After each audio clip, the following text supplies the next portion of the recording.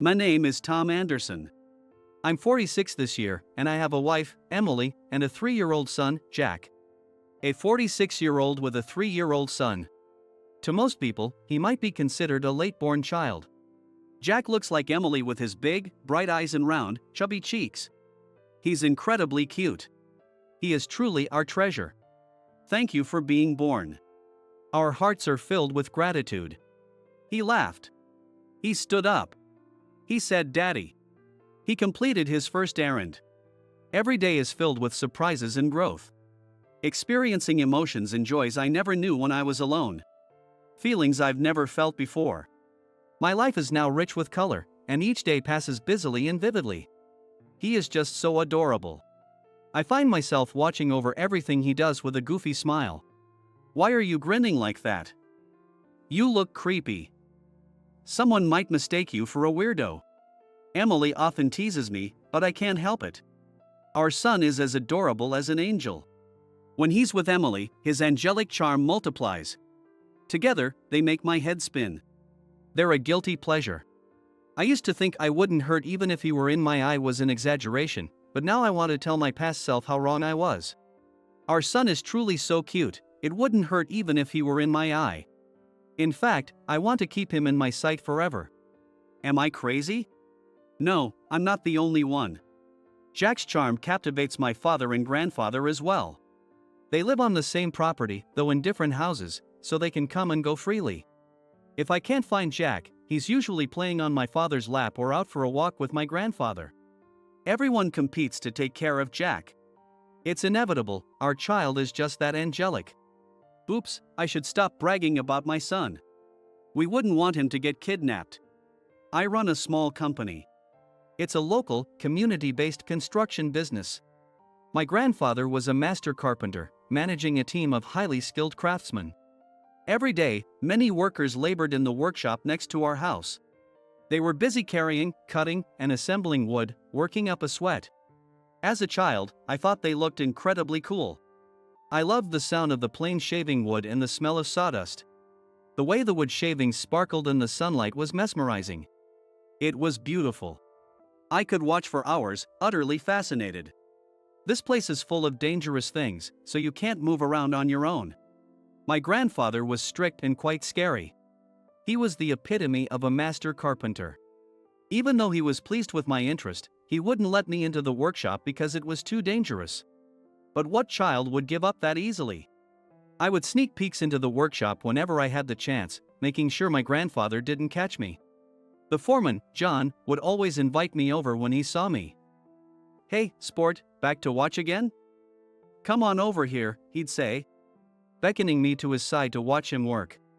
"Sport, do you like the plane?" "Yes." When you use the plane, the wood becomes so smooth and shiny. It's like magic.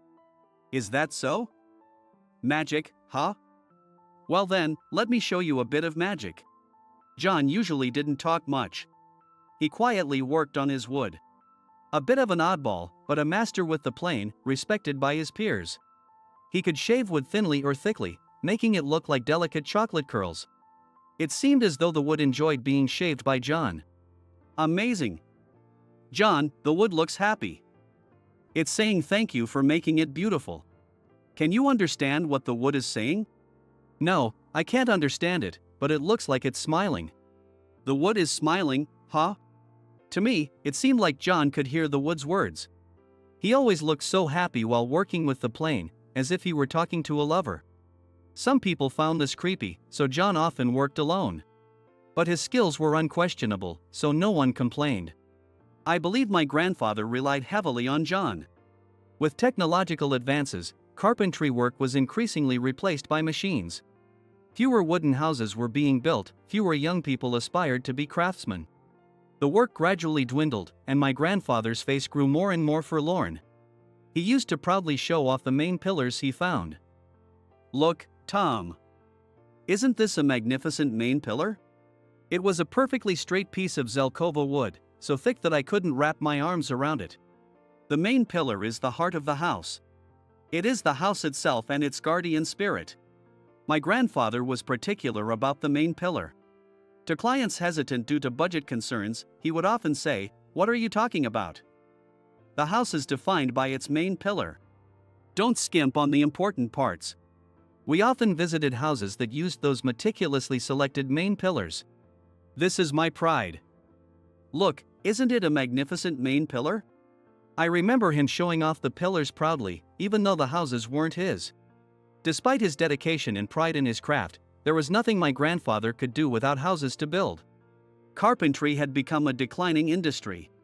My father refused to take over the company. Being an only child, if he didn't take over, the business couldn't survive. My grandfather considered closing the company. He was actually in the process of shutting it down, introducing his craftsmen to trusted fellow carpenters. I'm pretty sure John also moved to some construction company during that period. My grandfather's company was slowly being dismantled, but I opposed it. "Grandpa, when I grow up, I'll become a carpenter. I'll take over your company, so don't quit." In hindsight, what a cruel thing that was to say. At the time, my grandfather was already over 70. In those days, people in their 70s were mostly retired and hardly working anymore. Craftsmen were passing their skills to the next generation and stepping back from the front lines. Telling my grandfather not to quit in such an environment was practically a curse. But my grandfather smiled warmly and said, "Really? You'll take over, Tom? Then I have to keep going." True to his word, my grandfather remained active until I became an adult. By the time I took over the company, the era was already dominated by housing manufacturers. Our company survived as a local construction firm, taking orders from these manufacturers. Thanks to my grandfather, I also became knowledgeable about main pillars, but in today's world, houses requiring such pillars are rare. Still, whenever we could, my grandfather and I would go to the mountains together to find potential main pillars. As my grandfather approaches 90, his legs are still strong, and his love for main pillars persists. "One day, I want to build a magnificent house with you, Tom. That's my dream too. I hope the day comes when we can make it come true." I met my wife, Emily, during one of these mountain walks. While we were looking at trees, Emily was looking at flowers. Emily is a chef specializing in organic cuisine and runs a small local cafe. That day, she was looking for herbs and other plants to use in her cooking but got lost while looking down at the ground. "Oh. Finally, someone. I'm so glad." She sighed in relief as soon as she saw me, and my heart was struck in an instant. "Miss, did you come all the way here alone?" "Yes, I was looking for herbs, but I got lost while looking down." Her charming smile made her look like an angel or a mountain goddess. While I was dazed by her divine presence, my grandfather and Emily hit it off immediately. "Wow! What a magnificent tree! It has such a commanding presence. You've got a good eye, miss. This will make a fine main pillar. My gut tells me so. Are you a carpenter, sir?" "Yes, I am. My grandson Tom has taken over now, but I still hammer away, building houses." "That's so cool. A real craftsman. Don't flatter me too much, you'll make me blush," my grandfather said, beaming with pride. I thought to myself, if things go well, my grandfather's old age will be secure. Maybe I can give him a great-grandchild to hold. Even though I hadn't even introduced myself yet, I was already envisioning a future with Emily. Even after getting married and having our son, Emily continued working with my grandfather, father, and mother at home. Even when Emily goes to work, she feels at ease knowing there's someone to take care of her son, Jack. And above all, Emily shines when she is cooking. Though we work with different materials, we understand each other as craftsmen striving to perfect our skills. Emily started joining us on our mountain walks on weekends. My grandfather would look up, and Emily would look down. I'd guide the two of them to prevent them from getting lost. Maybe one day, Jack will join us too. Imagining such a future fills me with excitement. The bond we formed in the mountains quickly led to our marriage and the blessing of a child. Kids grow up so fast. Before I knew it, Jack was old enough to go to kindergarten. Since preparation is crucial in cooking, Emily always leaves for work early in the morning.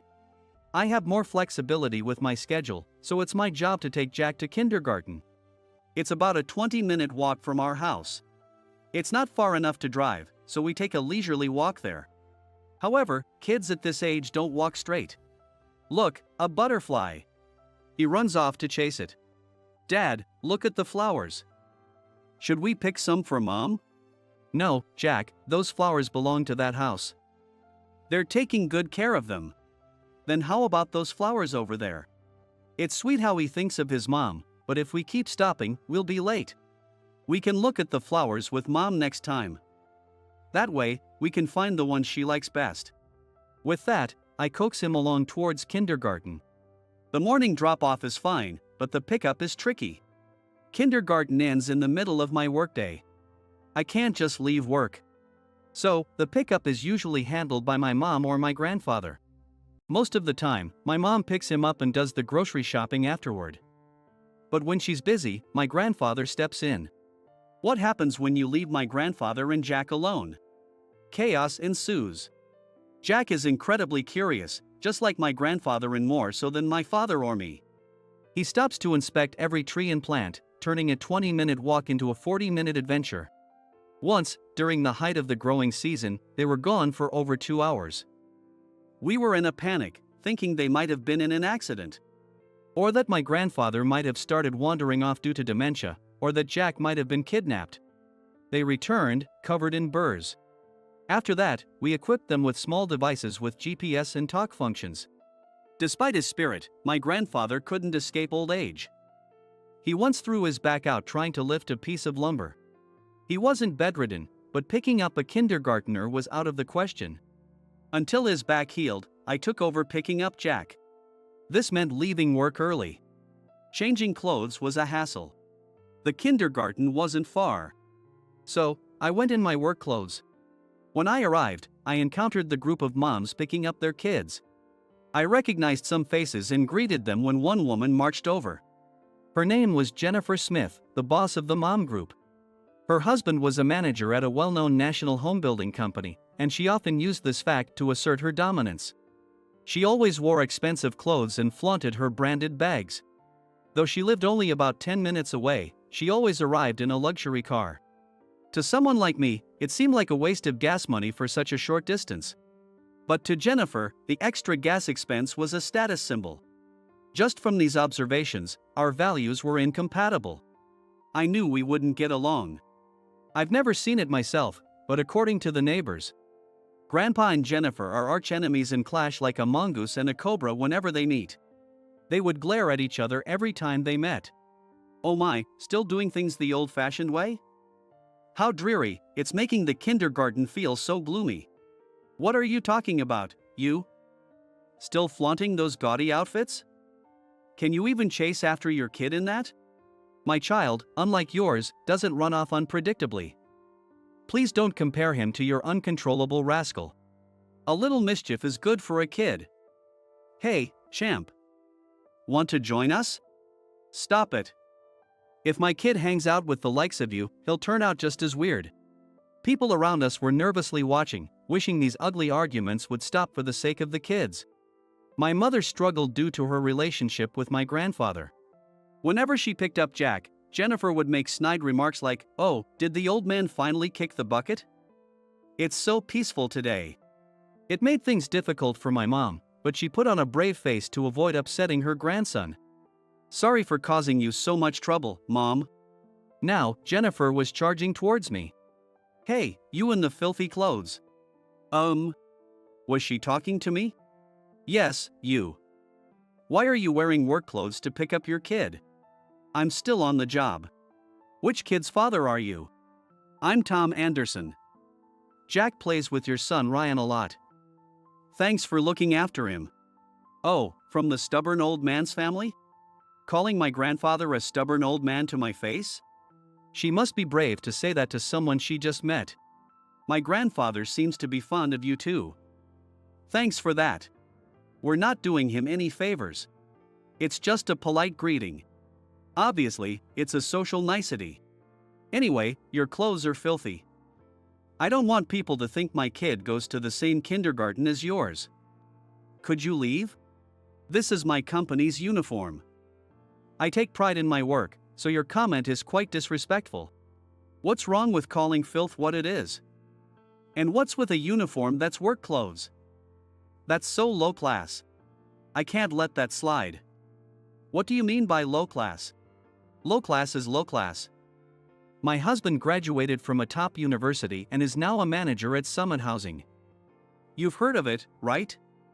A top-tier, publicly traded company with branches nationwide. That's what makes him an elite. While people like you who work in small workshops in dirty clothes are the bottom of society. Remember that. It's impressive that your husband is a manager at a major company. But his company wouldn't function without the support of subcontractors and craftsmen. Shouldn't there be respect for those at the bottom too? Ha! What a joke. Respect? For you? Be grateful we give work to people like you. You'd go out of business without jobs from us. She really loves the word bottom. It's true my company gets jobs from your husband's company. But the one to thank is your husband, not you. If he acts superior, that's one thing. But why should you? What's there to respect about you? The other moms and teachers watched us anxiously. Some even seemed excited about how this confrontation would unfold. Go! Put her in her place. I could almost hear them cheering me on. Jennifer likely always acted superior like this. People with undeserved power are scary. They don't listen to reason or logic, and their arrogance knows no bounds. You are wrong.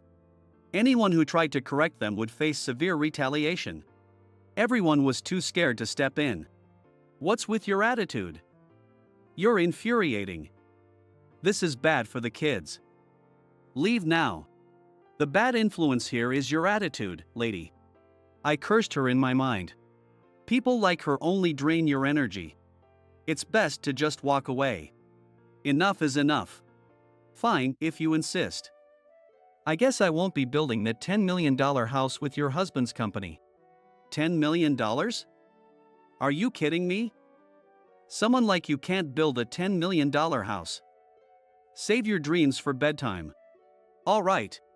It won't be long before your confidence wanes. You'll regret this. I took my son's hand and quickly left the kindergarten.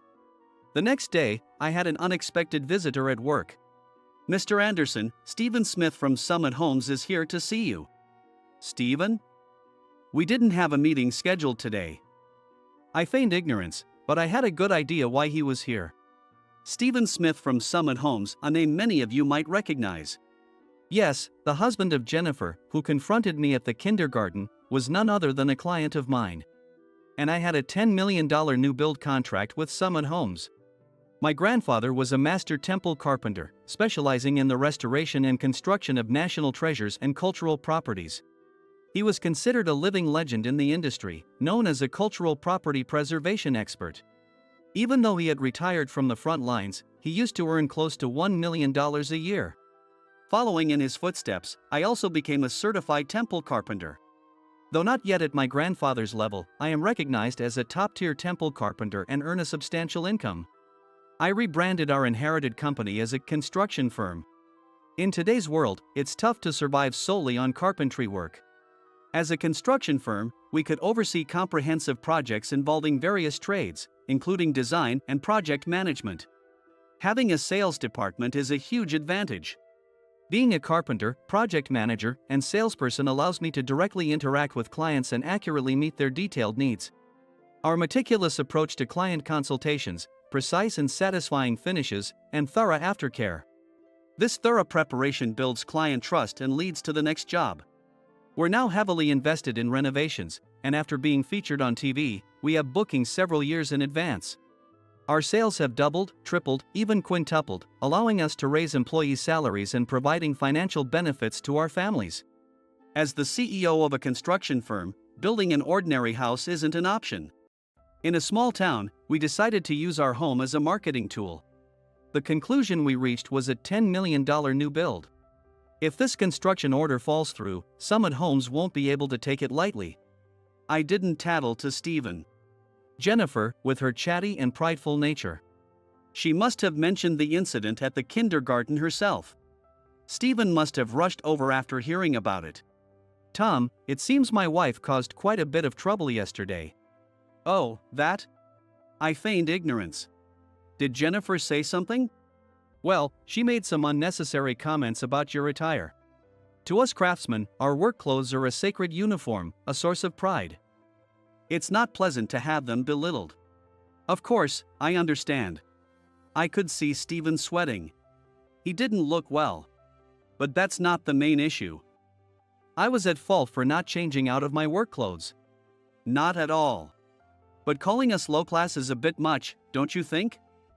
Is our work really considered low class? Absolutely not. There's no such thing. He was turning pale. Are you okay, Stephen? Given the uncertainty about entrusting work to such low-class individuals, we might have to reconsider our future dealings. Please, wait. That would be a problem. Of course it would. Losing the expertise of my grandfather and me, top temple carpenters, would be a significant blow to Summit Homes. They couldn't afford to lose us. And about the $10 million new build we've requested, I think we'll have to cancel that as well. Please, wait. That would be a huge problem. Even if it's a problem for you, I'd been insulted too much to just let it slide. I've spoken to Jennifer. I've explained how reputable Anderson Construction is and how skilled your craftsmen are. We owe a great deal to you. Please, can you find it in your heart to forgive us this time? Stephen was sweating profusely, visibly anxious. I don't like mixing work with personal matters. But your wife's behavior was beyond the pale. She insulted not just me but also my grandfather. And in front of the kids. Do you know that your son, Ryan, has been treating my son, Jack, coldly? He said, I won't play with you because you're boring, using words he probably doesn't even understand. What do you think about that? I'm truly sorry about that. With that, Stephen started to cry. It seemed he had been fed up with Jennifer's behavior for a long time, and seeing his son start to mimic her was breaking his heart. He had tried to talk to Jennifer, but she insisted she wasn't at fault, and nothing changed. Her constant need to assert dominance had made them unpopular with the neighbors. But her pride was as towering as Mount Everest and only continued to grow. Jennifer takes pride in my position at a major housing company and boasts about it everywhere. But as a manager, I don't have as much power or success as she claims. My status is largely due to the excellent work Anderson Construction does. I can't continue with Jennifer if she keeps acting this way. I'm going to divorce her. Announcing this to me wasn't something I was prepared to handle. I'm calling Jennifer here to apologize. With that, Stephen called Jennifer. While waiting for her, Stephen continued to vent about his wife. It felt like a therapy session. Soon, Jennifer arrived. What is this about? Why did you call me here? It's so dirty. My clothes will get ruined. Quiet. Apologize to Mr. Anderson for your rude behavior yesterday and all the other times. What? Why should I apologize? They're just our subcontractors. We're above them, so there's no need to apologize. I'm a manager because of Tom's support. If Anderson Construction pulls out, I could be demoted or even fired. Apologize now. If you don't, I'll divorce you immediately. Whether she understood her mistakes or was simply cowed by her husband's intensity, Jennifer turned pale and began to apologize to me. I'm sorry. I was wrong. Please forgive me. Has she ever worked a day in her life? She doesn't seem to know how to apologize properly. Getting upset at her would just drain my energy. Let's leave the past behind. Just stop using foul language in front of the children. Can you do that? Yes, I'll try. Not try. You must understand and do it. I understand. I doubt she's genuinely changed, but continuing this would be unfair to Stephen. I'll let it go. So, Mr. Anderson, about the $10 million new build. I'll observe Jennifer's behavior from now on. I'll decide after that. Understood. Pulling the stunned Jennifer along, they left. You're too soft. You should have given her a harder time. You were listening? I saw Jennifer rushing over and wondered what was going on. So, I eavesdropped. I didn't want to push too hard and provoke her. We'll still have to deal with her after kindergarten. In a small community. From elementary school, and possibly all the way through high school, our sons will likely spend time in the same environment. There's no need to pass on our conflicts to the next generation. The next day, Jennifer became very quiet. After dropping off her child, she would leave without talking to anyone. Not interacting meant she couldn't assert her dominance. The other moms seemed more cheerful. Jennifer had been constantly complaining to the kindergarten. But that stopped, making it easier for the teachers, who now worked with smiles, creating a peaceful atmosphere. Such an atmosphere naturally affects the children. They stopped quarreling, and the overall mood at the kindergarten brightened. Jennifer, the only one still sulking, stopped showing up after about a month. She was so stressed from acting humble outside that she vented her anger at home on Stephen. "Why do I have to go through this?" she raged daily, leaving Stephen utterly exhausted and dismayed, leading eventually to their divorce. Stephen got custody of Ryan, and Jennifer was kicked out of their home. Her brother and sister-in-law, who had taken over the family home, refused to take her back. So Jennifer rented a cheap apartment in the next town and began living alone. Needing to earn a living, she started working at a nearby supermarket, facing quite a few challenges. As a newcomer, she was bossed around by veterans. Having always been the one asserting dominance, she now found herself on the receiving end. It must have been quite a humbling experience. She's probably learning firsthand how hard work is and the importance of relationships. Or perhaps she's cursing me as the cause of her misfortune. Life is long. If she can reform and take a new step forward, that would be ideal. Stephen's mother moved in to help care for Ryan. On his days off, Stephen handled the drop-off and pick-up. Stephen's suave demeanor was well received by the moms and he was easily accepted. As I started seeing him more at the kindergarten and began talking privately, the distance between us lessened. We discovered we share the same hobbies, and now we bond as dad friends, sharing parenting concerns. This kind of relationship is quite nice.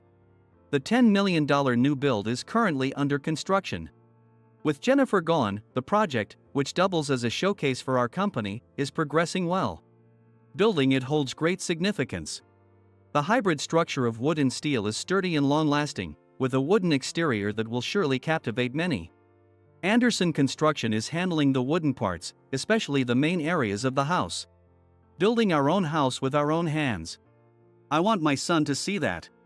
At the center stands a massive main pillar that my grandfather and I painstakingly selected. It is the culmination of my grandfather's life work, majestic and beautiful enough to gaze at for hours. "I want to build a magnificent house with you someday, Tom," my grandfather used to say, almost like a mantra. Now, that dream is coming true. Every task brings back memories. John quietly working on his wood in the corner of the workshop. The sawdust dancing in the light, its smell.